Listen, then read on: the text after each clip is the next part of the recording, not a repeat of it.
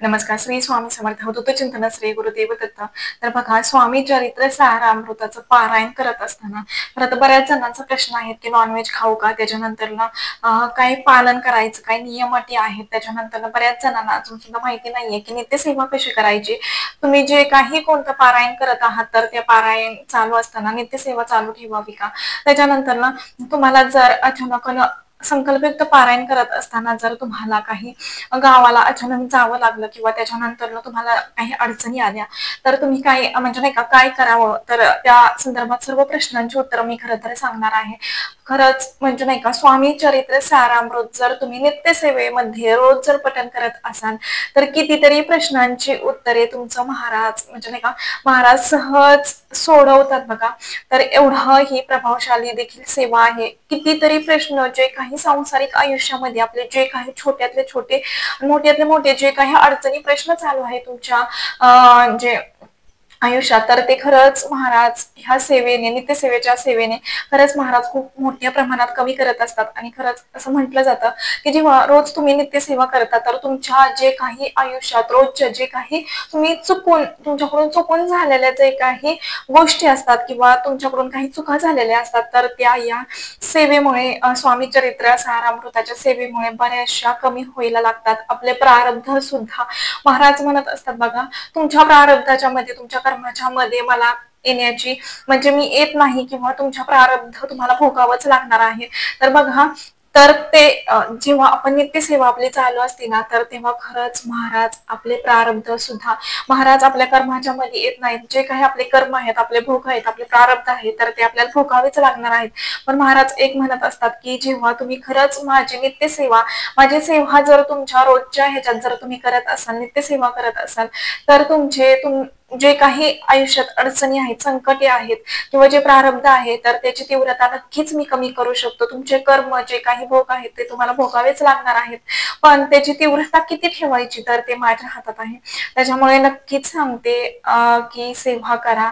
आणि मेन म्हणजे कितीतरी प्रश्नांची उत्तरे म्हणजे स्वामी चरित्र सारामृत पठण करणारे दूर होत असतात.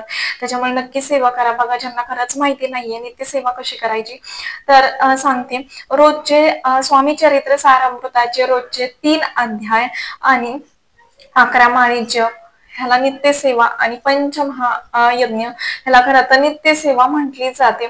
जर खरंच तुमच्याकडून शक्य नाही होत, तरी सुद्धा तुम्ही अख्ख्या दिवसभरात एक तरी अध्याय वाचू शकता. त्यानंतर जरी 11 माळी होत नसतील तरी 1 माळ तरी तुम्ही करा. बघा, महाराज कितीतरी प्रश्न आपले मार्गी लावतात. आणि बघा, बऱ्याच जणांचा हे देखील प्रश्न होता की म्हणजे नाही का हे सेवा चालू असताना नॉनव्हेज खाऊ का? तर तुम्हाला एक सांगणं आहे की म्हणजे नाही का आपण महाराजांची एवढी सेवा करतोय, तर म्हणजे नाही का बाकीच्यांना घरच्यांना काय करायचंय ते करू द्या, पण तुम्ही सेवा करताय ना एवढे महाराजांचं, आपण महाराजांना भरभरून मागत असतो. आपण म्हणजे प्रत्येक छोट्यातली छोटी गोष्ट सुद्धा महाराजांना म्हणत असतो की हे पूर्ण करा, ते पूर्ण करा. मग एवढी आपण मोठी आणि प्रभावशाली सेवा करतोय, तर मी म्हणते की नॉनव्हेज नका खाऊ ना.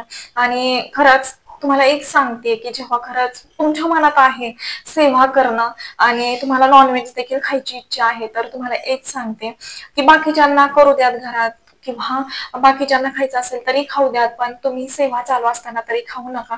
कारण कसं आहे, आपण एवढी सगळी सेवा करत असतो आणि त्यात जर आपण हे तामसी म्हणजे नाही का जेवत असो, तर त्या सेवेला काहीच अर्थ नाहीये. आणि बघा, कसं आहे, जरी तुमच्या घरातलं म्हणजे नाही का तुम्ही महिला आहात, तुम्हाला करून द्यावं लागत आहे, तर तुम्ही सुरुवातीला काय करा, तुम्ही वाचन करून घ्या आणि नंतर करा. किंवा त्या दिवशी जर खरंच करायचं असेल तर सेवा करू नका ना आपण, नका हे करू, खाऊ नका. आणि तुम्हाला एक खरंच सांगते की जेव्हा तुम्ही स्वामी सेवेत येता ना, तर तुम्ही खरंच सांगते की महाराज आपलं ते सुद्धा सोडतात. आपली इच्छा सुद्धा होत नाही ते खायची. आता माझं 3 म्हणजे मी जसं महाराजांच्या सेवेत आले, मी सुद्धा पहिलं नॉनव्हेज खात होते, पण मी जसं महाराजांच्या सेवेत आले, आज मी 3 वर्ष होत आले, 3 वर्ष पण होऊन गेले असतील मला वाटते. तर मी आतापर्यंत म्हणजे नाही का सेवेत जशी आले, मी थोडे दिवस खाल्ल्यानंतर माझी आता इच्छा सुद्धा होत नाही खायची. आणि मी तेव्हापासून भरपूर वर्ष म्हणजे नाही का थोड्याच दिवसात सेवेत आले की माझं ते सुटलं म्हणजे सुटलंच. आता 2 अडीच 3 वर्ष होत आले की मी नॉनव्हेज खात नाही.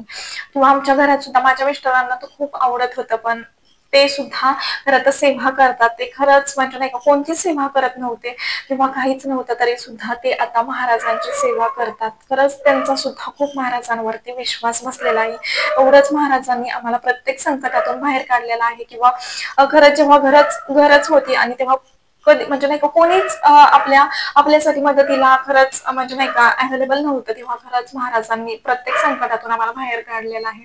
आणि अजून सुद्धा महाराज खरं तर म्हणजे जे काही आता फक्त महाराजांना एकच म्हणते की जे आमच्यासाठी चांगलं आहे ना तर तेच तुम्ही द्या महाराज. काहीच म्हणजे नाही का काहीच मागत नाही, फक्त जे आमच्यासाठी चांगलं आहे, जे पुढे जाऊन आमच्यासाठी चांगलं असणार आहे तर तेच आता फक्त महाराजांना मागणं असतं. तर खरंच तुम्ही सुद्धा म्हणजे नाही का संकल्प जरी तुम्हाला माहित नाही नित्यसेवा कशी करायची तरी सुद्धा जर तुम्ही संकल्पयुक्त सेवा केली, बघा कोणतीही सेवा तुम्ही कधीही करू शकता, वार बघण्याची गरज नाही. कारण नित्यसेवा ही अशी आहे की तुमच्या मनात आलं आणि तुम्ही ती सेवेला सुरुवात केली. फक्त एवढंच की तुम्ही ज्या दिवशी सेवेला सुरुवात करणार आहात, नित्यसेवा चालू करणार आहात, स्वामी चरित्र सारामृत तुम्हाला इच्छा आहे पठण करण्याचे रोजचे 3 अध्याय किंवा तुम्हाला संकल्पयुक्त पारायण करायचे आहेत, 7 करायचे आहेत, 11 करायचे आहेत, 21, 51, 108 जे काही तुम्हाला पारायण करायचे आहेत तर तुम्ही पारायण करायच्या आधी केंद्रात जा, मठात जा किंवा जर तुमच्याही इथं स्वामी महाराजांचं किंवा दत्त महाराजांचं मंदिर असेल तर तिथं जा, खडीसाखर नारळ घेऊन तिथं महाराजांना खरं तर संकल्प करा की मी ह्या सेवेला आजपासून सुरुवात करत आहे तर ती सेवा करून घ्या, कोणतेच अडचणी संकट येऊन देऊ नका. त्याच्यानंतरला बघा आणि महाराजांना एक म्हणा की म्हणजे नाही का जे काही संकट अडचणी आहेत तर त्यातून मला बाहेर पाडण्यासाठी मार्ग दाखवा तुम्ही, असं महाराजांना म्हणायचं आहे. आणि मेन म्हणजे ही सेवा मनापासून माझ्याकडून करून घ्या.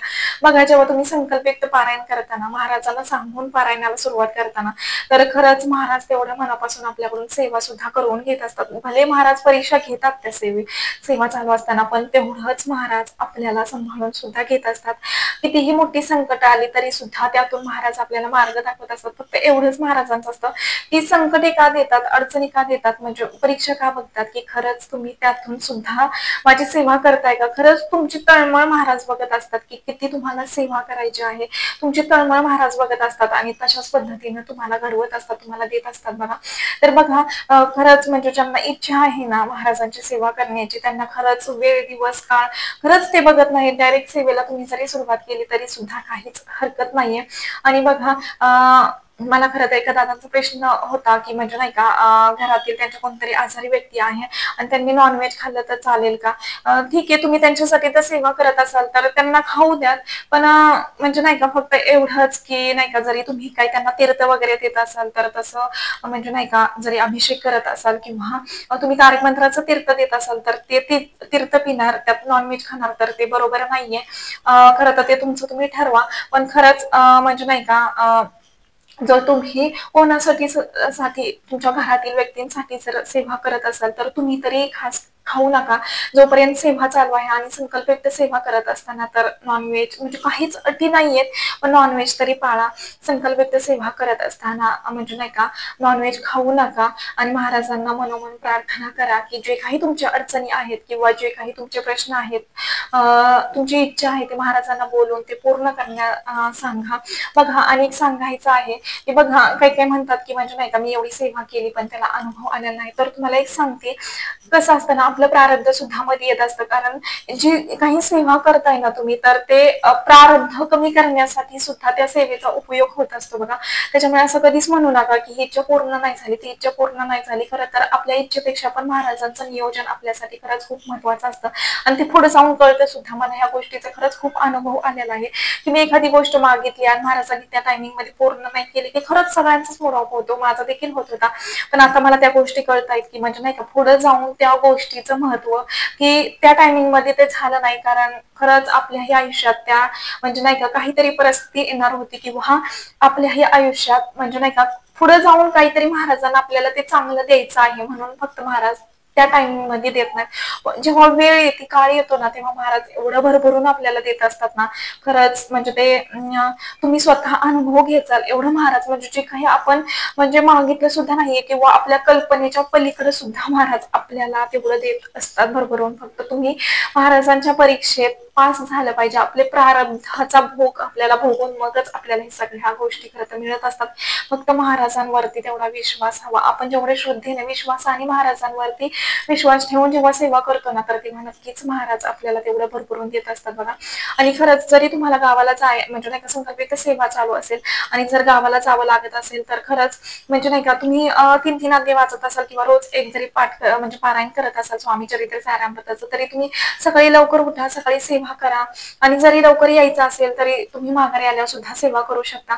आणि एक सांगणं आहे की खरंच एखाद्या दिवशी जर सेवा राहिलीच तरी सुद्धा 1-2 दिवस पुढे मागे झालं तरी काहीच हरकत नाहीये. कारण कसं आहे, जेव्हा आपण संकल्पयुक्त सेवा करतो त्यात आपण बांधले जातो. आपल्याला ती सेवा करणं तेवढंच भाग पडतं. ठीक आहे, 1-2 दिवस इकडं-तिकडं होत असतील तरी सुद्धा चालू शकेल.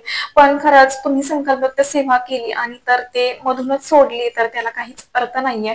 तुम्हाला ती सेवा म्हणजे फळ तर काही भेटणार नाही, पण खरंच सांगते असं करू नका की संकल्पयुक्त सेवा केली आणि ती अर्धवट तुम्ही सोडली आहे नाही का.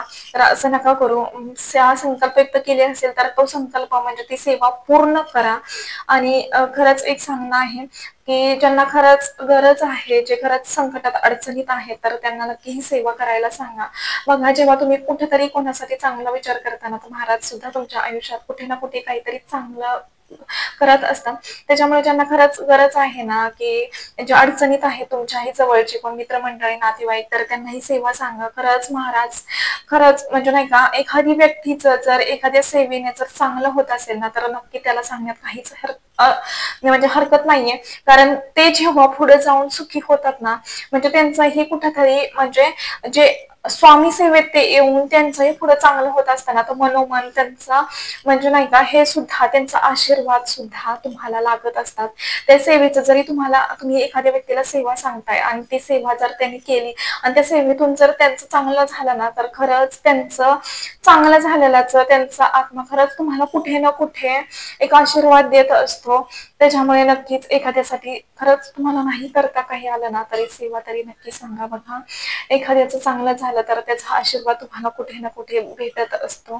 त्याच्यामुळे आणि खरंच जरी काही अडचणी असतील तरी सुद्धा तुम्ही मला म्हणजे नाही का सांगू शकता. मी खरंच त्यावरती सुद्धा तुम्हाला म्हणजे सांगेल. तुम्ही कॉमेंट बॉक्समध्ये सुद्धा मला विचारू शकता जरी तुमच्या काही प्रश्नांच्या अडचणी असतील तरी सुद्धा. तर आतापुरतं एवढ्याच झालेली सेवा मी महाराजांची मी रुजू करते. व्हिडिओ आवडला असेल तर लाईक करा, शेअर करा आणि चॅनेलवरती नवीन असाल तर असंच नवनवीन व्हिडिओ पाहण्यासाठी चॅनेलला सबस्क्राईब करा. धन्यवाद. श्री स्वामी समर्थ.